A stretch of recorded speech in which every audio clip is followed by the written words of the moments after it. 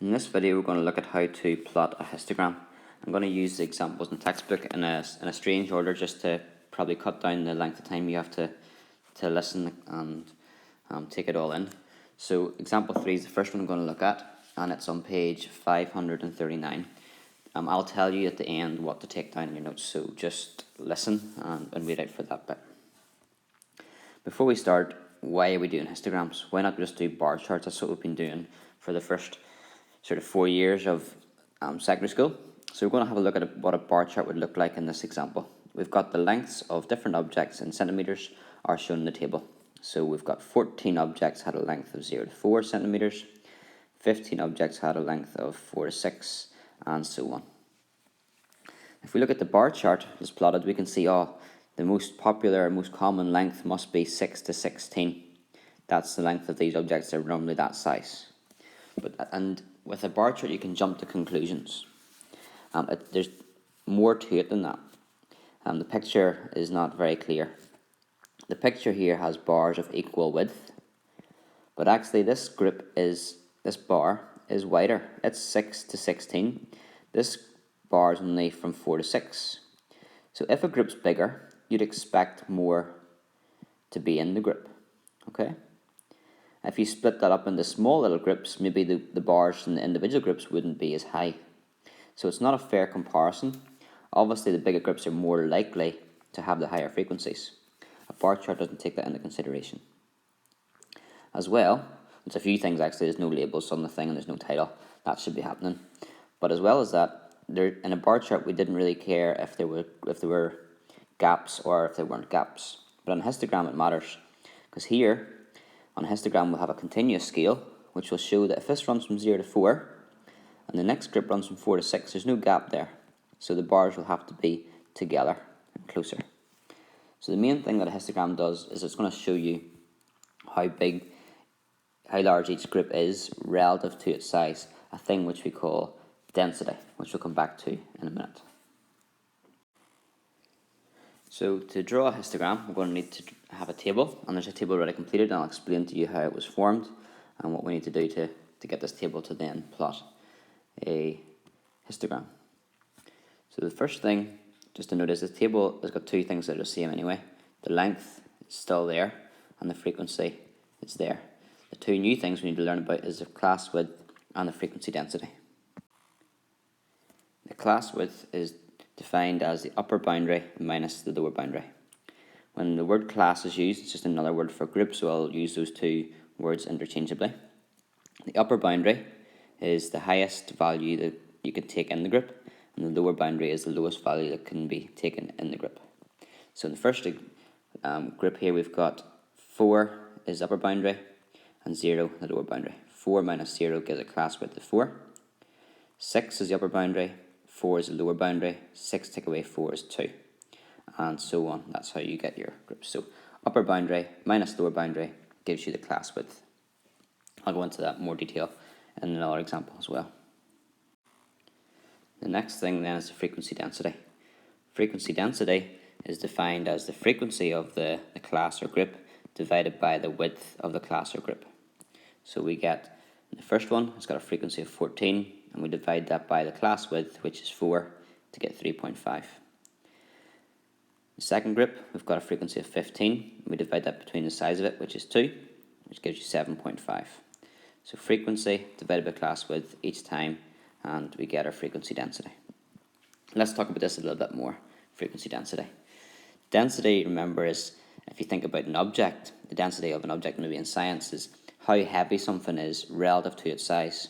You could have two shapes that have the same volume, so same size, but one's heavier than the other, and that's because it's more dense, it's more closely packed together, the particles. Maybe in geography, you would talk about population density, and you could talk about the population of Belfast, maybe the population of the rest of Northern Ireland. Now, some people might say, more people live outside of Belfast than inside of Belfast, which might be true in terms of the actual number. But really, if you're talking about for the size of Belfast and the size of the rest of Northern Ireland, Belfast is more heavily populated. What they mean there, or what I'm saying there, is it's the density, the population density is higher. There's more people in a smaller space. in Belfast than there would be in the rest of Northern Ireland.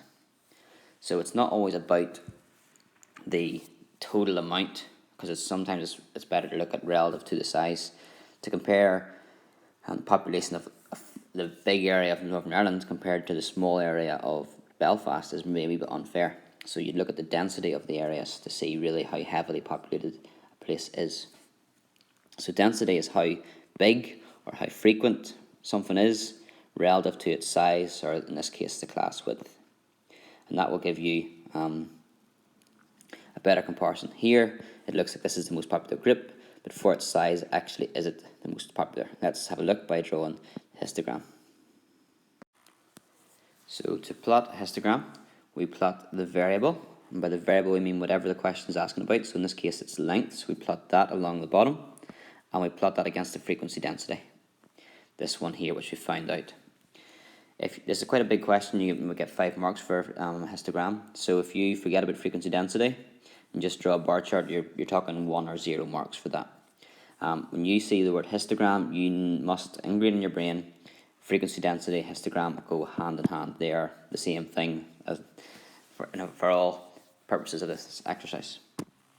One other thing just to note here is we're plotting the variable, and the variable isn't going to look like the graph above. It has to be plotted using a continuous scale.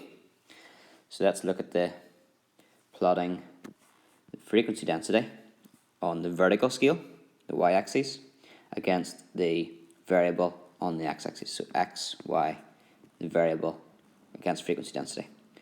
So 0 to 4 along the bottom, 3.5 will be the height of that bar, and so on. And here it is.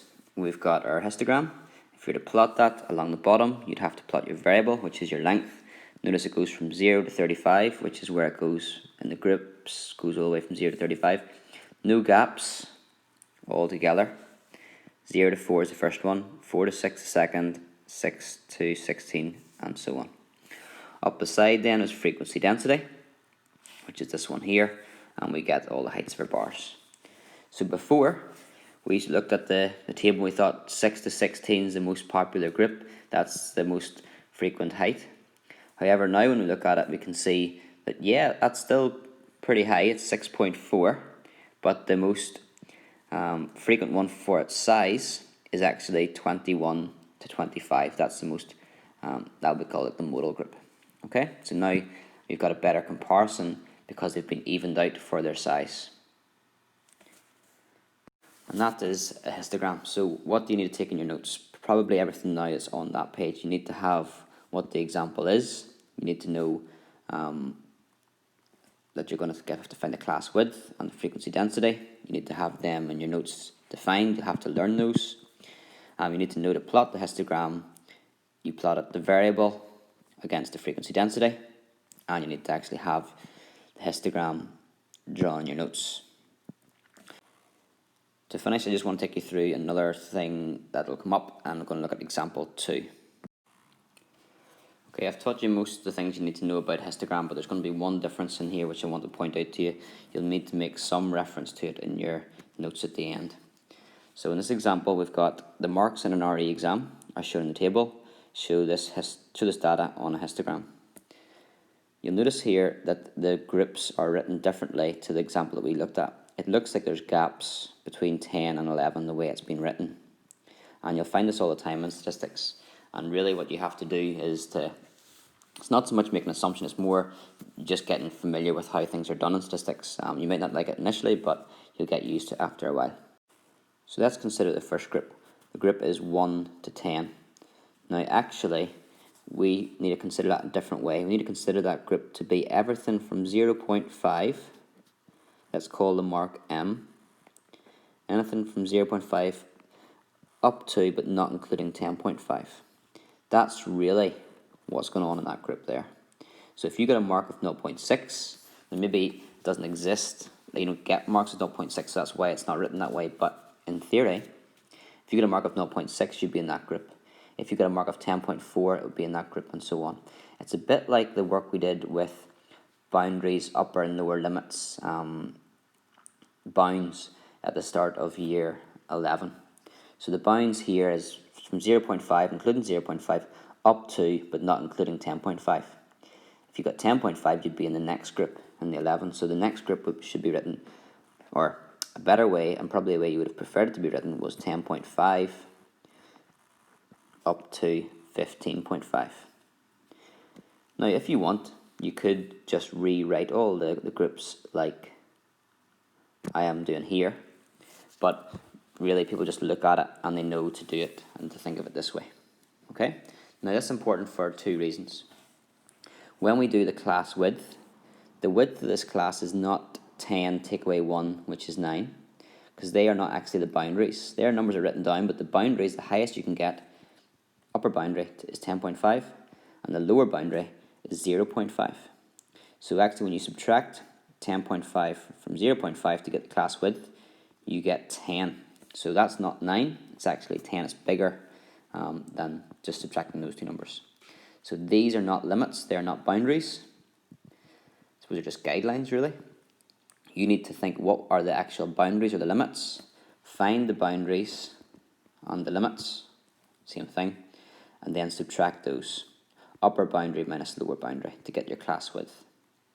And that'll also be useful when you plot this. You're not going to plot groups written like this. You're going to use a continuous scale from 0 to 70, and then you go start at 0.5, because that's where the group starts at 0.5 here.